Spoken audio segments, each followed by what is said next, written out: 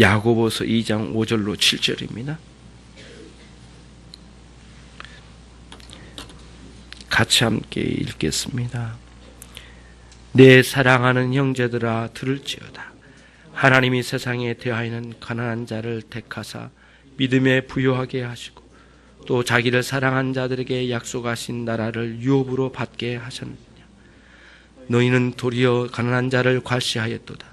부자는 너희를 압제하며 법정으로 끌고 가지 아니하였느냐. 저희는 너희에게 대하여 일컫는 바 그 아름다운 이름을 회방하지 아니하느냐. 아멘.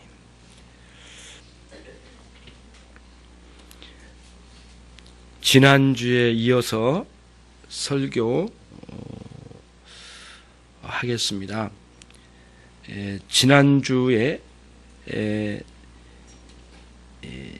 이제 신자들의 부끄러운 태도에 대하여 아주 맹렬하게 책망하고 지적했던 내용을 우리가 기억합니다.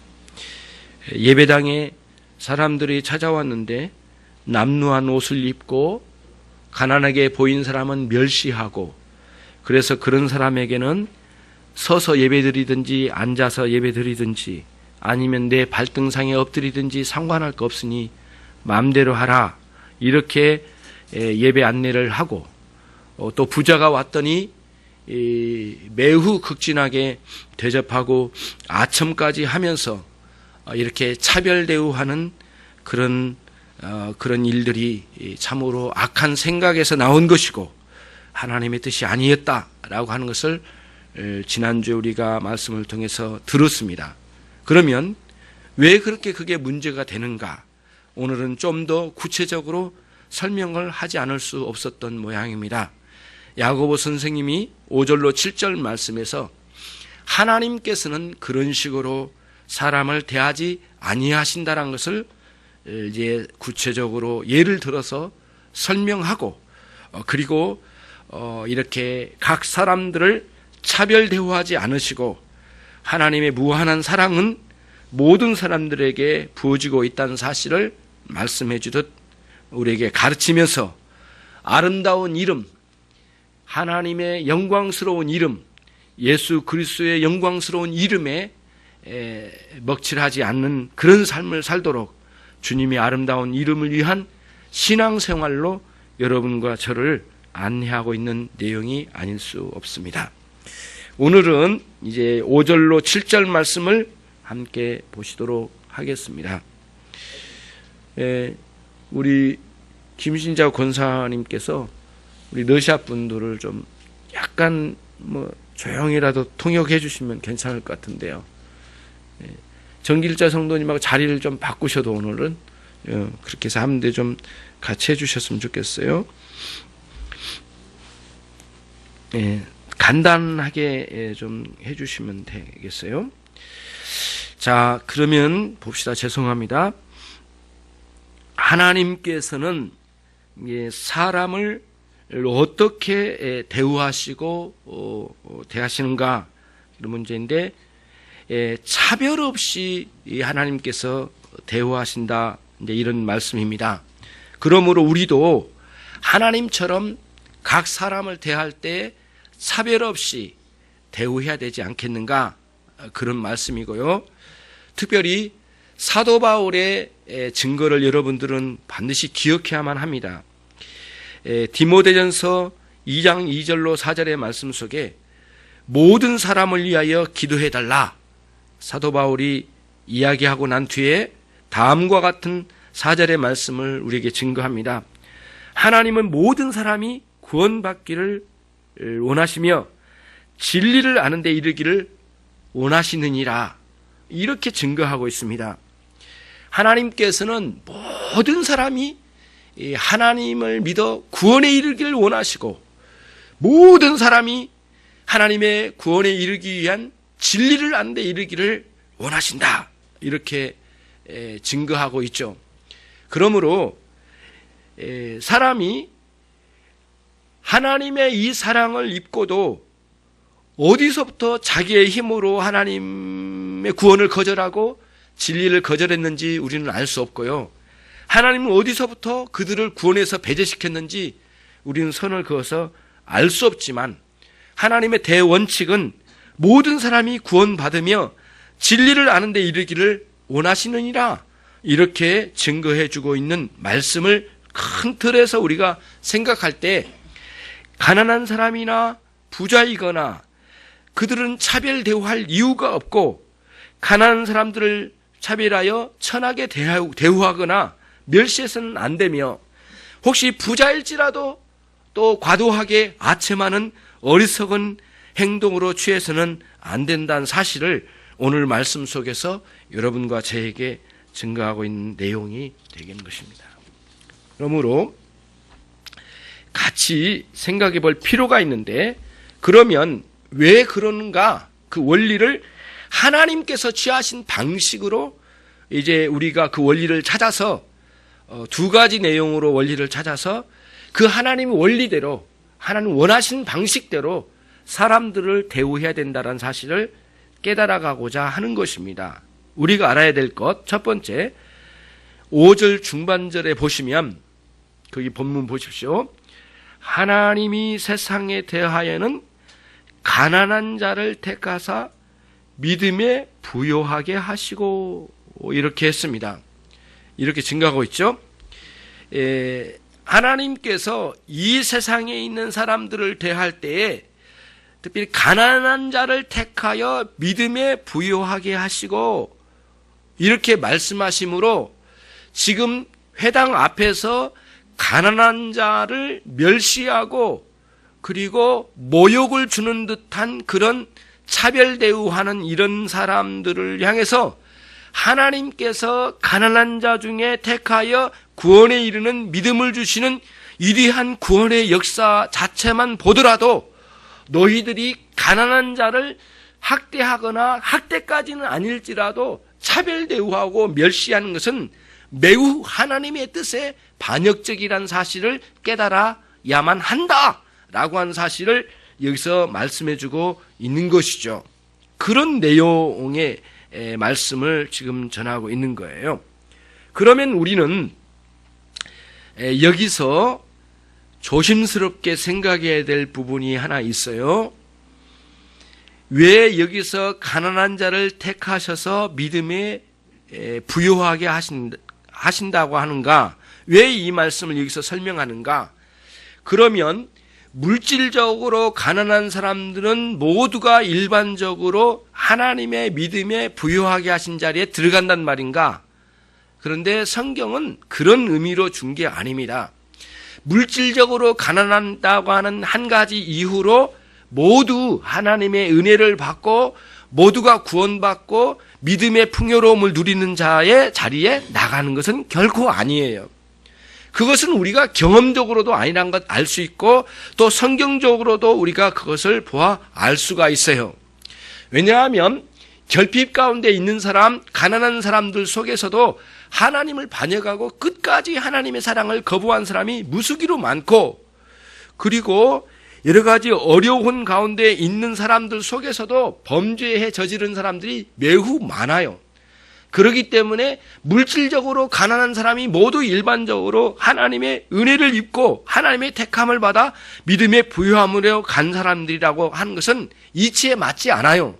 그렇기 때문에 오늘 말씀이 하나님이 세상을 대하여 가난한 자를 택하사 믿음에 부요하게 하시고라고 하는 이 말씀은 하나님께서 인류 가운데 있는 인생들 가운데 찾아오셔서 당신이 택한 사람들을 끌어내어 믿음의 부요한 자로 이끌어내실 때에 특별히 가난한 자 사람들 속에서도 하나님의 택하심을 받아 이끌림 받아 구원을 받아 특별히 믿음의 풍요로움 가운데 일어나는 이 성장되는 그런 놀라운 역사를 입은 사람이 심지어는 가난한 사람들 속에도 있느니라, 이런 말씀의 의미예요.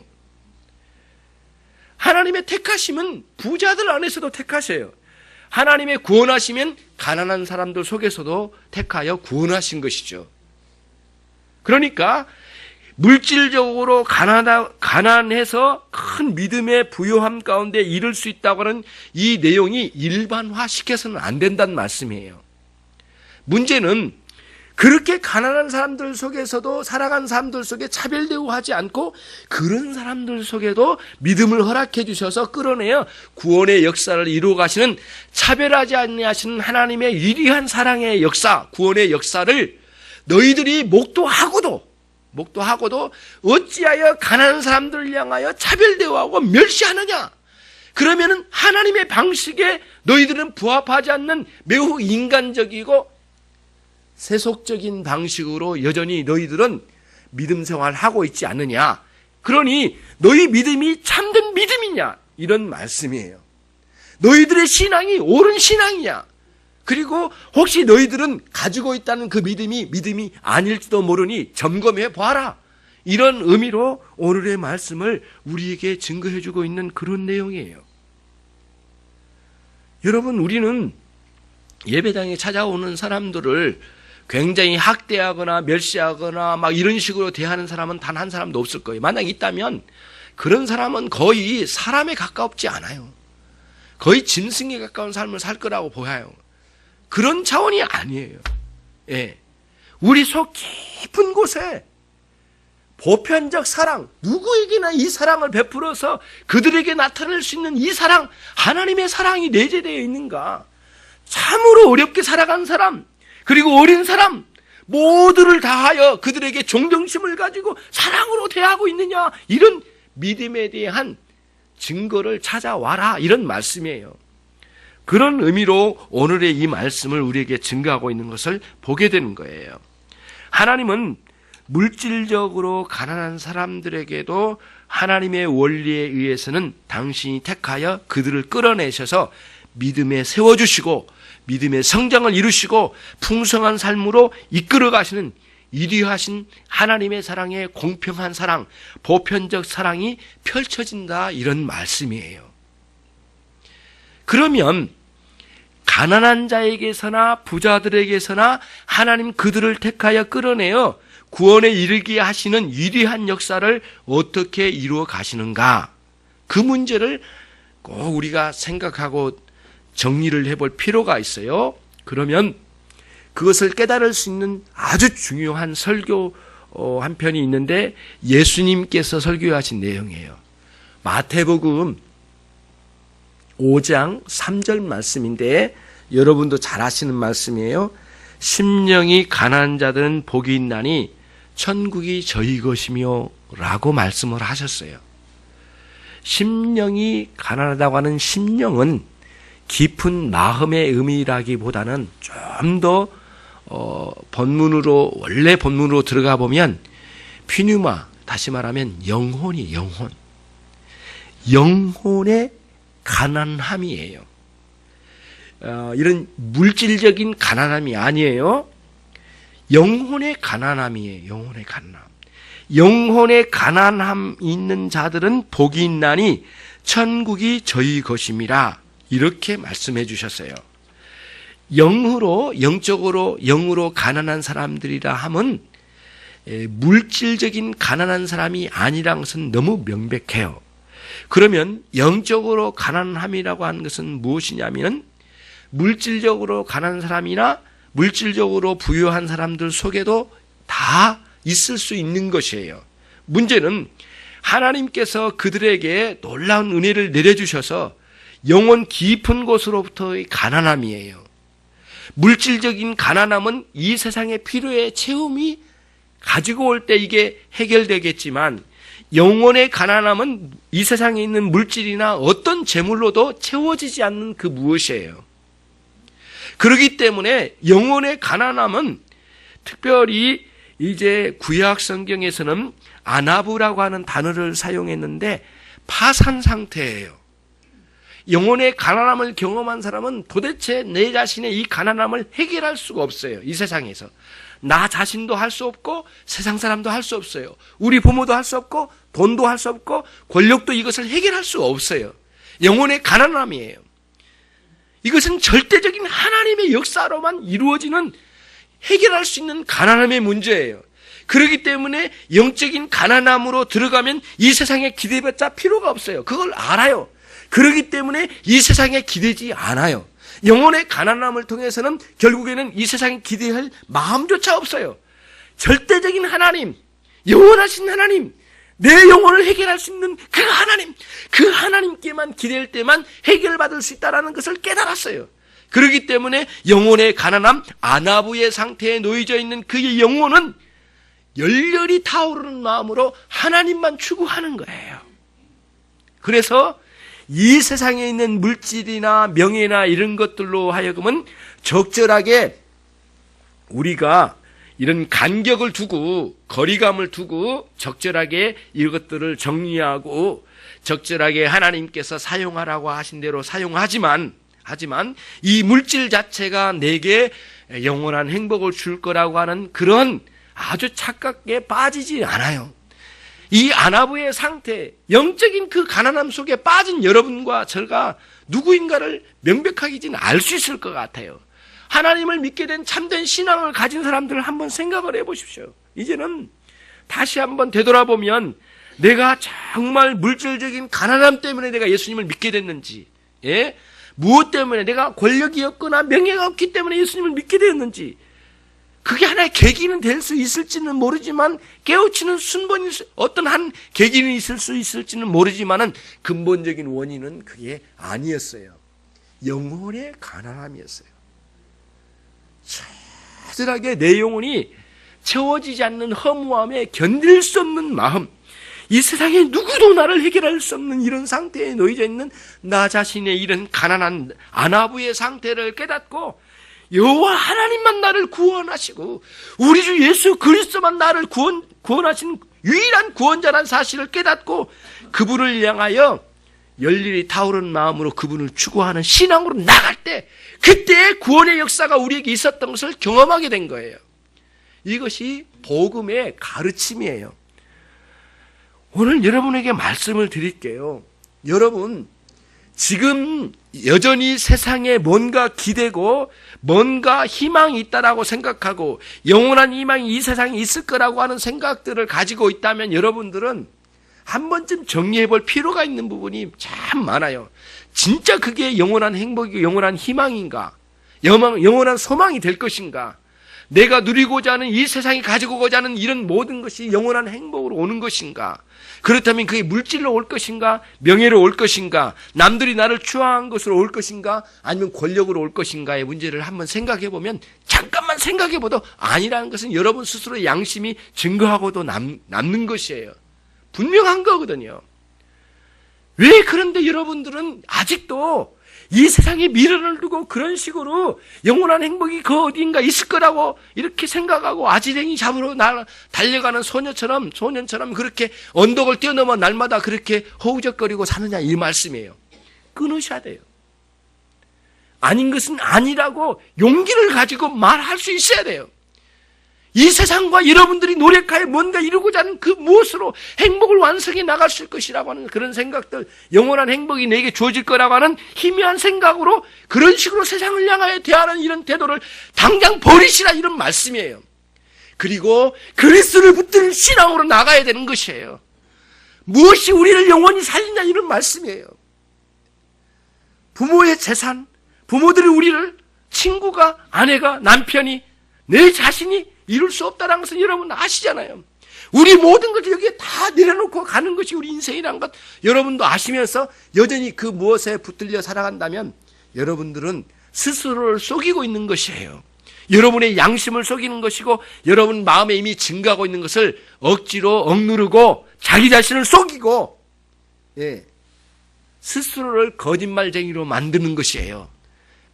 거기서 버리셔야 돼요. 그리고는 영원한 행복으로 이끄시는 예수 그리스도를 붙드는 신앙으로 나가시길 바랍니다.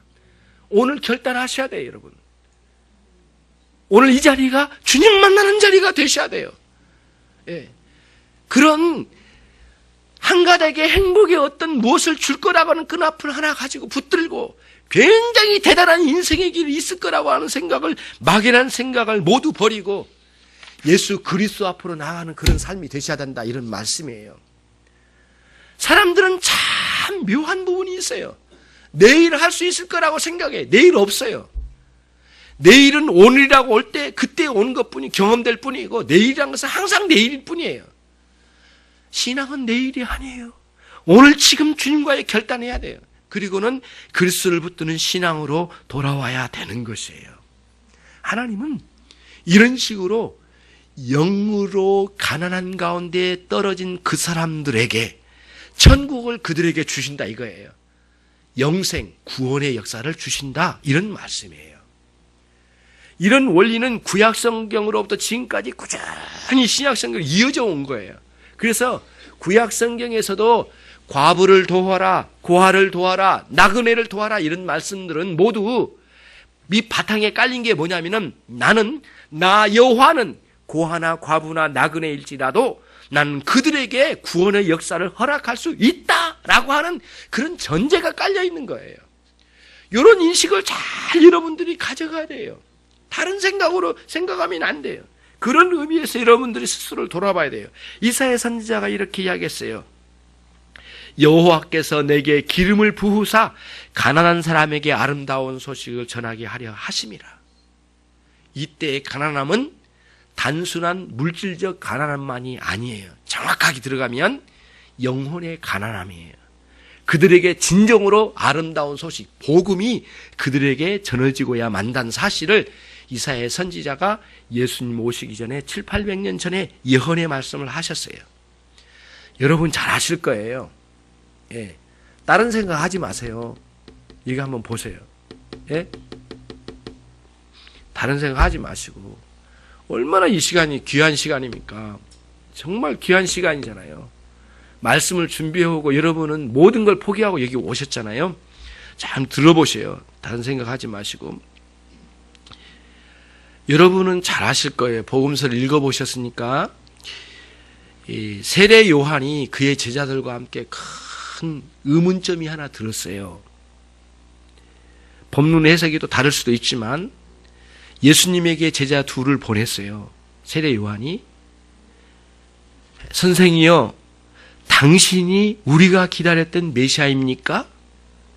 아니면 또다시 다른 메시아를 기다려야 됩니까? 이런 질문을 던졌어요. 세례 요한이 감옥소에서 제자들을 보내가지고요. 그때 예수님 말씀하셨어요. 아까 이사야서 61장 1절 이하에 있는 말씀을 그대로 가지고 오셔서 말씀하셨어요. 내가 갇힌 자에게 자유함을, 가난한 자들에게 복음 전함을 네가 보느니라.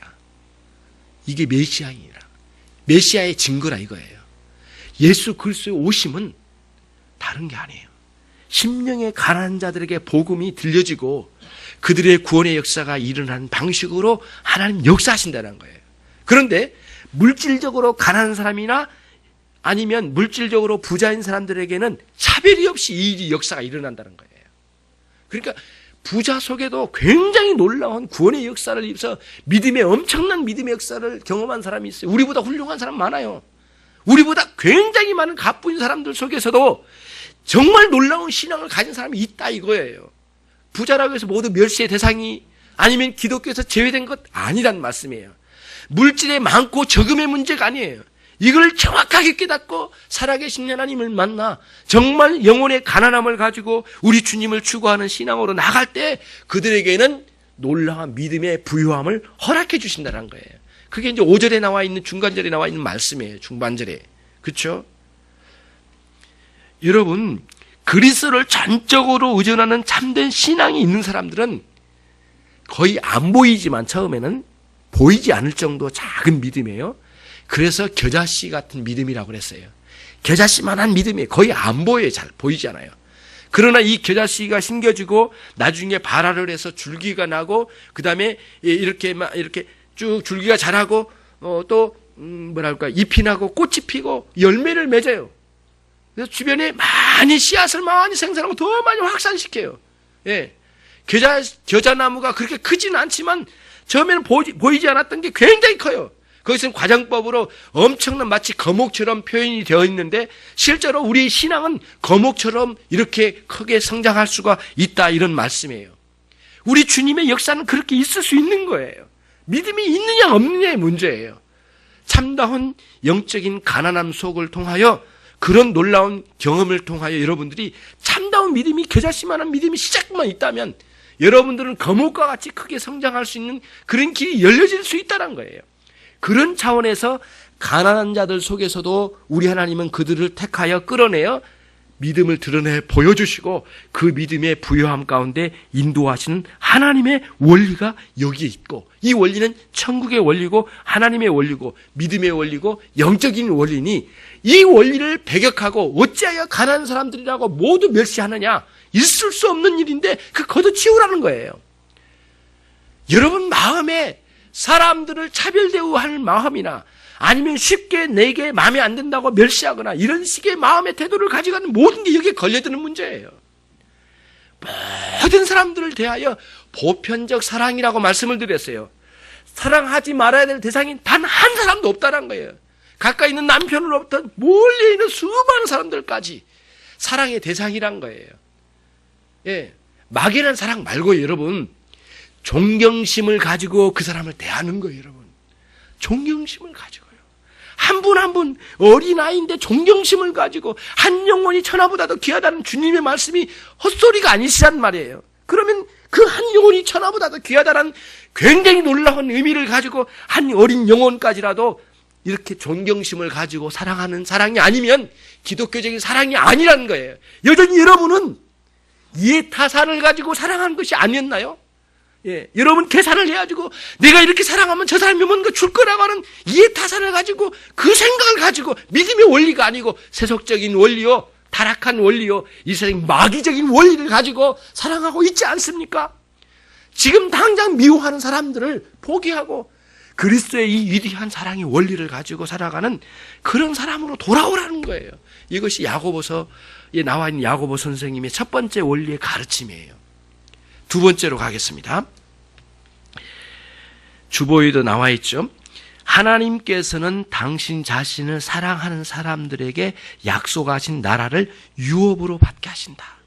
이 원리를 하나님께 가지고 계셨다는 거예요. 5절 하반절이죠. 예. 오늘 이제 마지막 이거 하나만 생각하고 우리가 말씀을 이렇게 정리해 보도록 하겠습니다. 예. 이거죠. 물질적으로 가난하고 천해 보인 사람들 속에도 하나님을 사랑하는 놀라운 역사가 일어나게 된다는 것이에요.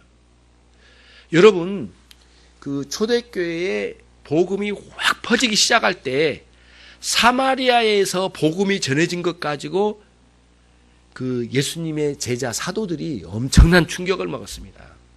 예. 엄청난 충격이었어요. 예. 고넬료에게 복음을 전하는 사실을 베드로가 예루살렘 교회에 가서 보고를 할 때 충격이었어요. 어찌 이런 일이 있을 수 있는가? 그러니까 유대인들은 하나님의 구약 성경에 있는 하나님의 보편적 사랑에 대한 깨달음이 없었어요. 이 하나님께서 주신 이 신앙을 민족주의에 매몰시켜버린 거예요. 그리고는 자기들의 신앙에 이렇게 만들어내는 오만방자한 생각으로 하나님의 사랑을 쭈그러뜨려 놓은 거예요. 이게 유대인들이었어요. 이게 바리새인이었단 말이에요. 그러니까 이방인들에게는 구원이 없어요. 이방인들은 모두 지옥의 땔감으로만 생각했다는 거예요. 그 이방인이 저와 여러분이에요. 유대인들에게 이런 사고가 빠졌어요. 이런 식으로 커다란 보편적 사랑이 아주 망가뜨려진 상황에 유대인들이 있었다, 이런 말씀이에요.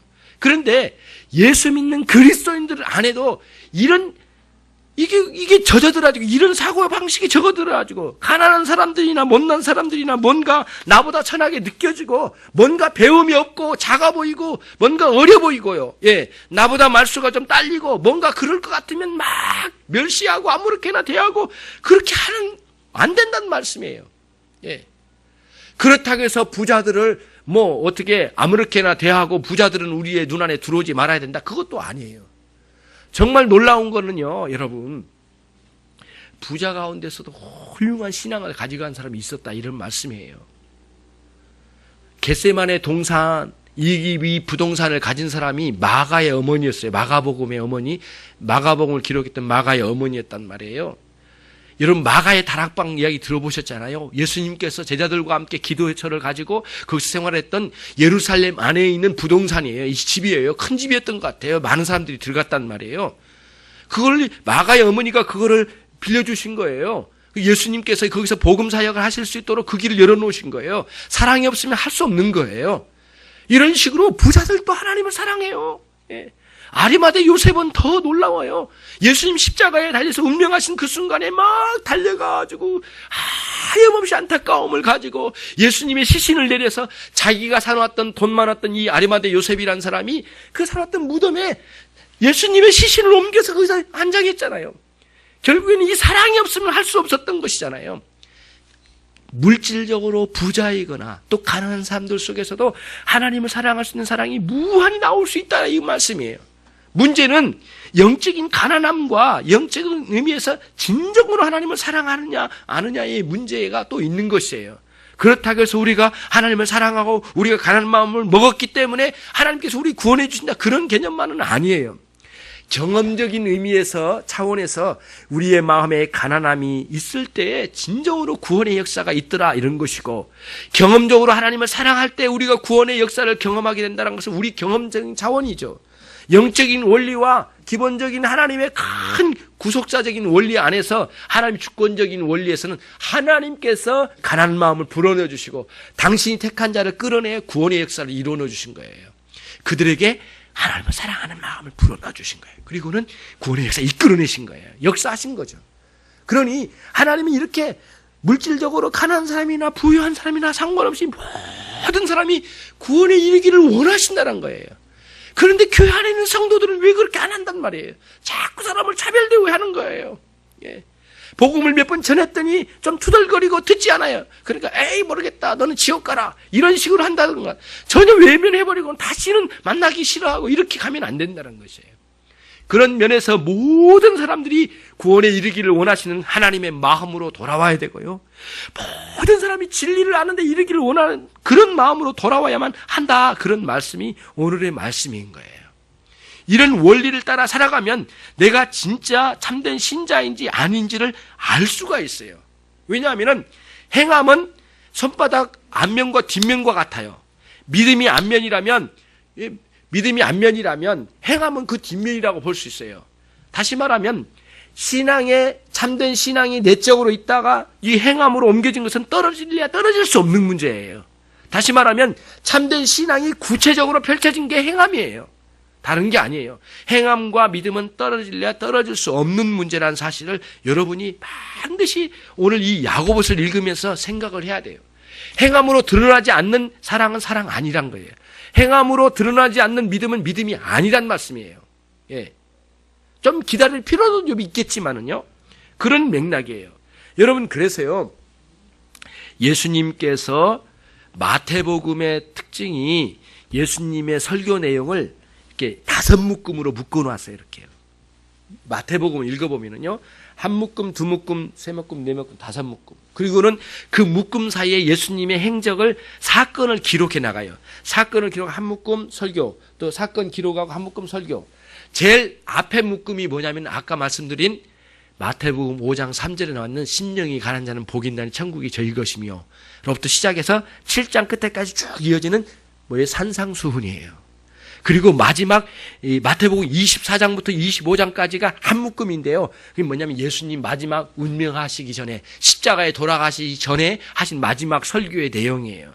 그렇기 때문에 매우 심도 있는 매우 오묘한 말씀이 거기에 담겨져 있어요, 여러분. 그거를 여러분들과 제가 잘 깨달아 알아가야 되겠어요. 그러면 이제 예수님께서 해주신 귀중한 설교 하나가 25장 끝부분에 있어요. 그걸 여러분께 제가 소개해 드릴게요. 이런 것이에요. 예수님 설교가 이런 내용이에요. 이제 얘들아, 내 말 들어봐라. 내가 언젠가는 이 세상을 떠나게 될 거다. 그 언젠가가 바로 그 다음이거든요. 십자가에 돌아가셔서 3일 만에 부활하시고 승천하셔서 하늘로 입성하시고 난 뒤에 너희는 이 땅에 남겨져 있을 거다. 그리고 나는 어느 날 언제인지는 모르지만은 내가 다시 오게 될 거다. 그때는 너희들이 이 땅에서 행한 모든 행위에 대하여 내가 다 심판하게 되리라. 다 모든 걸 물어서 심판할 거다. 그때 내가 이렇게 말하리라. 어떤 사람에게, 너는 나에게 내가 갇혔을 때 내게 찾아왔고, 내가 목마를 때 물 한 컵을 주었고, 너는 내가 배고플 때 밥 한 그릇을 사다 줬는데 너는 참 잘하였도다. 너의 사랑을 내가 기억하고 있었느니라. 그리고는 영생의 세계로 너를 인도하마 예수님과 그 사람과의 관계를 확인시키고 영생으로 인도하신다는 거예요. 근데 내 놈은 그때 나에게 그렇게 내가 배고프고 목마를 때 물 한 컵 주지 아니하고 밥 한 그릇 주지 아니하였다. 내가 갇혔을 때 너는 찾아오지도 않았다. 너는 나와 상관이 없느니라. 영원한 지옥에 들어가거라. 이렇게 심판을 하신다는 거예요. 그때 제자들이 물었어요. 아니 그러면 언제 내가 주님을 만났습니까? 주님은 십자가에 죽으시고 부활하시고 승천하여 하늘나라에 계셨는데 우리끼리 살았는데 언제 내가 예수님에게 물 한 컵을 드렸습니까? 언제 밥 한 그릇 사드렸습니까? 감옥에 갇힌 적이 없었는데 예수님? 이렇게 말할 때 주님 말씀하신 거예요. 너와 나 사이의 관계를 나는 안다. 너는 나를 사랑하였고 사랑한 네가 그 사랑의 원리를 따라 가난한 자들에게 물 한 컵을 주었고 가난 먹지 못하여 배고파하는 영혼들에게 네가 밥 한 그릇을 사라졌다. 그리고 갇혀있는 감옥소에 갇혀있는 영혼들을 찾아가 신방하였고 만나줬고 내 이름으로 그들에게 너희는 대접하고 위로하여 줬느니라. 그것은 곧 나에게 하였느니라. 이렇게 말씀하심으로 참된 사랑과 참된 사랑의 실천을 하나라고 하는 사실을 명백하게 일러주셨어요. 그리고 그들에게는 영생의 세계를 열어주신다고 마태복음 25장 46절에 명백하게 말씀하시면서 영원한 생명에 들어갈 것을 약속대로 주리라 이렇게 말씀하신 거예요. 그러면 오늘 말씀으로 돌아와 본 거예요. 5절 끝부분에요. 자기를 사랑한 자들에게 약속하신 나라를 무엇으로요? 유업으로 받게 해주신다 이런 말씀이에요. 진정으로 그리스도를 사랑한 사람들 속에는 어떻게 해요? 그들에게는 반드시 사랑의 실천이 뒤따르게 된다는 거예요. 구체적으로. 사랑의 실천 없는 사람은 주님 사랑 아니라고 하는 사실을 드러내고 있는 거예요. 그러니 우리의 이 사랑 없음이 얼마나 무섭고 두렵고 떨리는 부분이 있느냐고요. 그렇다고 해서 완전히 구원이 없느냐 그건 아닌데 정말 사랑의 실천으로 꾸준히 나가야 될 것을 맹렬하게 말씀하신 것이고 촉구하신 것이고 이렇게 세우신 거예요. 여러분에게 그리스도의 사랑, 아가페 사랑이 있습니까? 정말 여러분 안에 믿음이 있습니까? 그렇다면 하나님의 원리, 영적인 원리를 따라 구체적으로 헐벗은 사람들에게 입혀줘야 될 것이고 그리고 병들어 있는 사람들에게 약을 갖다 줘야 될 것이고 그들을 섬기는 데까지 나가는 그리스도의 사랑이 아직 여기에 머물러 있는 우리의 이 안타까움을 깨닫고 회개하고 나가야 된다는 것이에요. 그리고 그 사랑은 누구에게만이 아니라 모든 사람들에게 보편적인 사랑으로 나가서 그리스도의 사랑이 확장돼야 된다 이런 말씀이에요. 그것을 여기에서 가르쳐주고 있는 거예요. 예. 그렇기 때문에 야고보 선생님이 이야기하고 있는 하나님의 원리, 영적인 원리, 믿음과 사랑의 원리를 잘 우리가 살고 있는 부끄러운 모습과 하나님의 원리를 대비시켜서 우리로 하여금 강력하게 깨닫게 해주신 말씀이에요. 이 신앙의 원리로 여러분들이 들어오시기를 바랍니다. 그 신앙에서 풍성한 신앙의 세계를 누리시기를 바라고요. 또 하나님의 놀라운 사랑을 통하여 예수님과의 이웃사랑을 통하여 예수님과의 사랑을 명백하게 드러내는 삶이 언젠가는 이리한 하나님의 구원의 역사에 커다란 상급으로 주어질 날이 오게 될 것이라는 사실을 명백하게 우리가 믿는 것입니다. 그 방식으로 예수 그리스도의 아름다운 이름을 위하여 신앙생활 하는 것이에요. 오늘 제목이 주님의 아름다운 이름을 위한 신앙생활 또는 아름다운 이름을 위한 신앙생활 이렇게 했는데 예수 그리스도의 이름과 영광스러우신 우리 주님의 이름과 하나님 아버지의 이름을 위하여 사는 신앙생활이에요. 하나님의 영광을 위한 산다 그런 말씀이죠. 여러분과 그런 삶이 계속되기를 주님의 이름으로 축원합니다.